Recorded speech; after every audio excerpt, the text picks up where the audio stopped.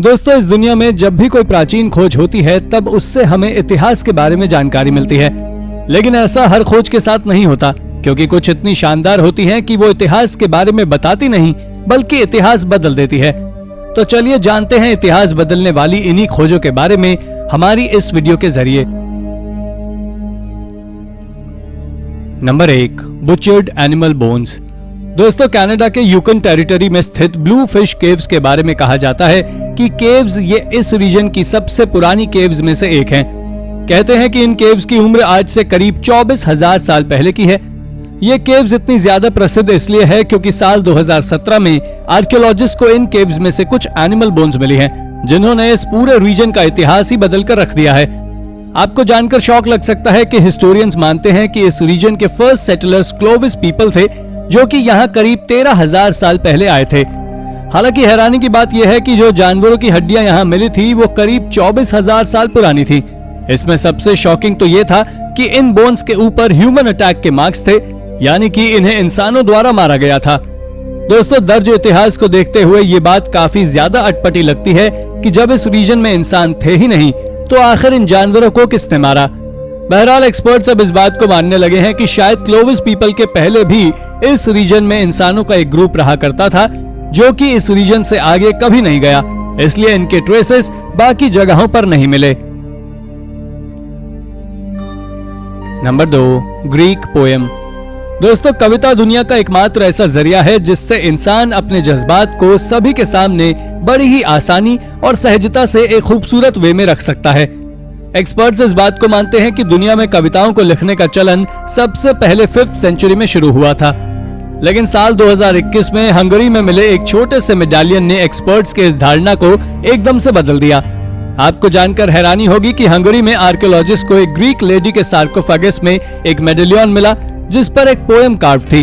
Shocking बात यह है कि यह मेडालियन 2nd सेंचुरी का यानी कि 5th सेंचुरी से करीब 300 साल पहले का था।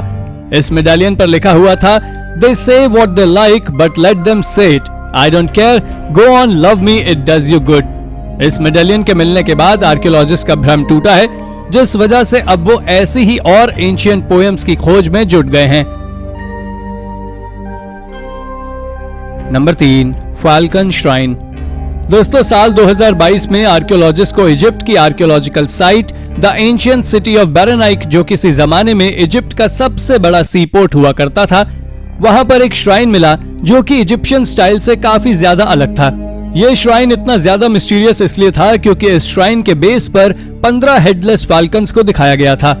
आश्चर्य की बात यह है कि इजिप्शियन कल्चर में फाल्कन को गॉड की तरह मानते थे, इसलिए इस श्राइन को लेकर आर्कियोलॉजिस्ट का मत यह है कि शायद ये श्राइन फाल्कन गॉड को ऑफर किया गया होगा, इसलिए इस श्राइन में फाल्कन्स को दिखाया गया है। फाल्कन्स के अलावा इस श्राइन में और भी इजिप्शियन गॉड्स को भी दिखाया गया है। आर्कियोलॉजिस्ट को इस जगह पर फिश, मैमल्स और बर्ड्स एगशेल्स के रिमेन्स भी मिले, जिन्हें शायद गॉड ऑफरिंग के रूप में यूज किया गया था। बहरहाल, भले ही श्राइन इजिप्शियन कल्चर को बिलोंग करता हो, लेकिन आर्कियोलॉजिस्ट इस बात को भी मानते हैं कि ये श्राइन ब्लेमाइस किंग्स का था, जो कि सेमी नोमैडिक लोगों का एक ग्रुप था जो किसी जमाने में इस रीजन में रहता था। Number 4, Magdala stone. दोस्तों, साल 2009 में इजराइल में एक एक्सकेवेशन के दौरान एक पत्थर मिला जो कि खूबसूरत होने के साथ साथ अपने आप में काफी ज्यादा मिस्टीरियस था। ऐसा इसलिए था क्योंकि इस पत्थर पर ज्यूस के सेक्रेट स्थल 2nd टेंपल की आकृतियां उकेरी हुई थी। जब यह पत्थर मिला और इस पत्थर के ऊपर रिसर्च की गई तो मालूम चला कि इस पत्थर पर इन खूबसूरत आकृतियों को उकेरने का काम 20 BC में शुरू किया गया था, जो जाकर 70 CE में खत्म हुआ। इसके बारे में दावा किया जाता है कि इसे बनाने वाले ने इसको तब बनाया जब रोमन एम्पायर द्वारा 2nd टेंपल को तोड़ा नहीं गया था। आपको यह जानकर शौक लग सकता है कि अगर हम आर्कियोलॉजिस्ट की माने तो इस पत्थर को तब बनाया गया था जब 2nd टेंपल खड़ा हुआ था, यानी कि इसे उस दौरान बनाया गया था जब जीसस क्राइस्ट इस दुनिया में मौजूद थे। हालांकि आपको देखने में जरूर यह पत्थर सामान्य से कार्व्ड स्टोन मोनोलिथ लगे, लेकिन वास्तव में इजराइल और ज्यूज के लिए यह पत्थर उनकी सबसे सीक्रेट चीजों में से एक है, क्योंकि यह अपने आप में 2nd टेंपल की जीती जागती निशानी है। Number 5, Byzantine lintel. दोस्तों, आर्कियोलॉजिस्ट ने साल 2022 में ग्रीस आइलैंड लेस्वोस में एक मार्बल लिंटल डिस्कवर किया जिसने इस आइलैंड के इतिहास के बारे में हमें कई सारी जानकारियां देने का काम किया। ये मार्बल लिंटल आर्कियोलॉजिस्ट को कासल ऑफ एगियोई थियोड्रोई के बाइजेंटाइन गेट के फाउंडेशंस में मिला था। आपको जानकर हैरानी होगी कि ये मार्बल लिंटल इतना ज्यादा स्पेशल इसलिए है क्योंकि इसके ऊपर लेस्बोस की प्रसिद्ध द जेनोस हाउस ऑफ गेटिलुसियो और बाइजेंटाइन एम्पायर के रॉयल मार्क्स कार्व थे, जो कि दोनों की दोस्ती का प्रतीक था।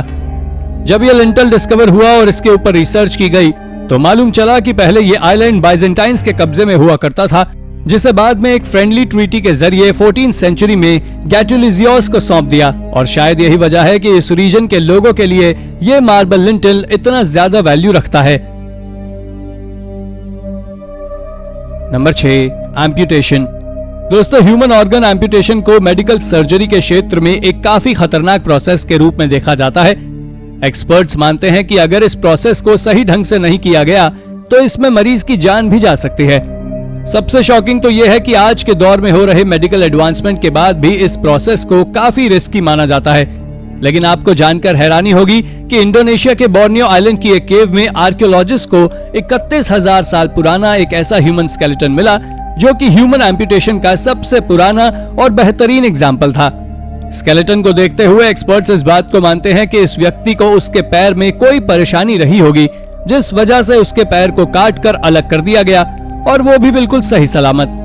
अब आप खुद बताइए, जिस प्रोसेस को आज इतने एडवांसमेंट के बाद भी रिस्की कहा जाता है, उसे हमारे एंसेस्टर्स ने बिना किसी एडवांस्ड मेडिकल टूल्स और बिना एनाटॉमी की नॉलेज के कैसे परफॉर्म किया होगा, वो भी इतनी बारीकी से।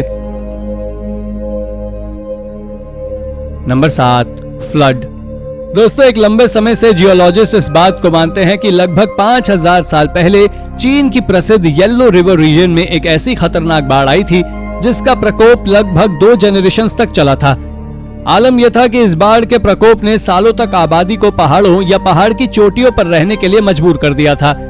हालांकि भले ही इस घटना के बारे में हमें एंशिएंट चाइनीज लिटरेचर में मिलता हो, लेकिन दुनिया भर के हिस्टोरियंस इस बात को काफी सालों तक कोरी अफवाह ही मानते रहे। शुरुआत में वो इसे सिर्फ एक झूठ या मनगढ़ंत बात ही मानते थे, लेकिन आपको ये जानकर हैरानी होगी कि साल 2016 में उन्हें इस रीजन में जिया डायनेस्टी से जुड़े कुछ एविडेंसेस मिले, जिनसे ये साबित होता है कि ये बाढ़ सच में आई थी, जिसने बहुत तबाही मचाई थी।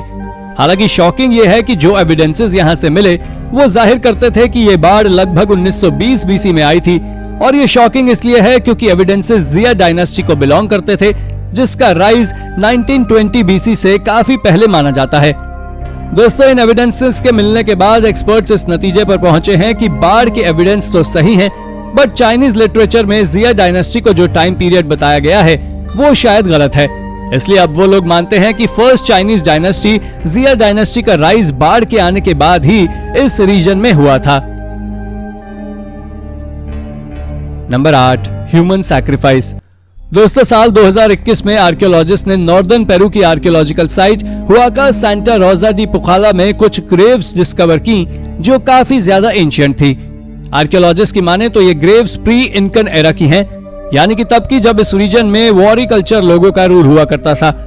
आपको जानकर आश्चर्य होगा कि आर्कियोलॉजिस्ट को इन ग्रेव से करीब 29 ह्यूमन स्केलेटन्स मिले हैं, जो कि अपने आप में काफी ज्यादा हैरान कर देने वाले हैं। ऐसा हम इसलिए कह रहे हैं क्योंकि इन स्केलेटन्स पर की गई रिसर्च से ये मालूम चलता है कि ये सारे स्केलेटन्स या तो बच्चों के या फिर टीनेजर्स के रहे होंगे।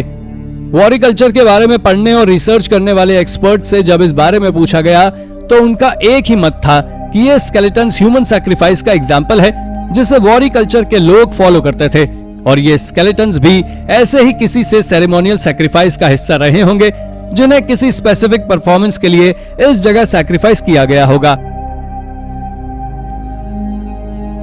Number 9, Phoenician wine press.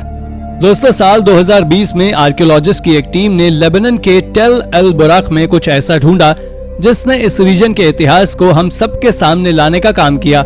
इस जगह से आर्कियोलॉजिस्ट ने एक एक्सकेवेशन के दौरान फोनिकैन एरा की एक 2600 साल पुरानी वाइन प्रेस को एक्सकेवेट किया, जो कि अपने आप में काफी ज्यादा यूनिक थी।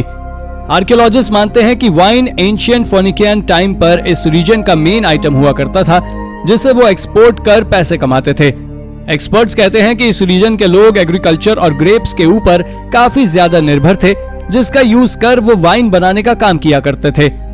बहरहाल यहाँ मिली वाइन प्रेस हमें एंशिएंट टाइम की वाइन प्रेस की बिल्कुल फील दिलवाती है।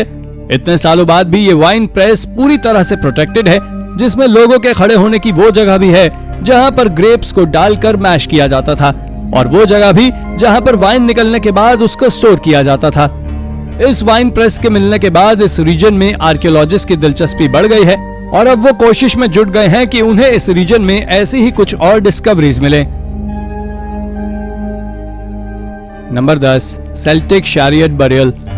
दोस्तों, एंशिएंट टाइम पर यूरोप में खासकर स्कॉटलैंड और आयरलैंड में जो लोग रहते थे उन्हें सेल्ट कहा जाता था। कहते हैं कि इन लोगों की मैक्सिमम प्रेजेंस सिर्फ इन्हीं 2 एरियाज तक थी, बाकी एरियाज में इनकी प्रेजेंस के ज्यादा एविडेंस नहीं मिलते। लेकिन साल 2018 में एक एमेच्योर आर्कियोलॉजिस्ट माइक स्मिथ को उसके मेटल डिटेक्टर की मदद से कुछ ऐसा मिला जिसने सेल्टिक कल्चर के लोगों की प्रेजेंस को सदर्न और वेस्टर्न ब्रिटेन में मार्क किया। आपको जानकर हैरानी होगी कि माइक को लॉविडन में स्थित अपने फार्म में मेटल डिटेक्टिंग करते वक्त कुछ डिटेक्ट हुआ और अब उसने इस जगह खोद कर देखा, तब उसे एक एंशिएंट शैरियट के टुकड़े दिखाई दिए। इस शैरियट के ऊपर जब रिसर्च की गई तो मालूम चला कि ये सेल्टिक कल्चर का शैरियट है, जो कि 50 से 75 एडी की एरा का है। बहरहाल एक्सपर्ट्स मानते हैं कि सेल्टिक कल्चर के लोग इस तरह के बरियल रिचुअल्स करते थे जिससे वो आफ्टर लाइफ में अपनी लाइफ को एंजॉय कर सकें। तो दोस्तों, ये थी हमारी आज की इंटरेस्टिंग वीडियो। आपको ये वीडियो कैसी लगी हमें कमेंट करके जरूर बताएं, और हाँ, जाते जाते इसे लाइक और चैनल को सब्सक्राइब जरूर कर दीजिएगा। Thank you for watching.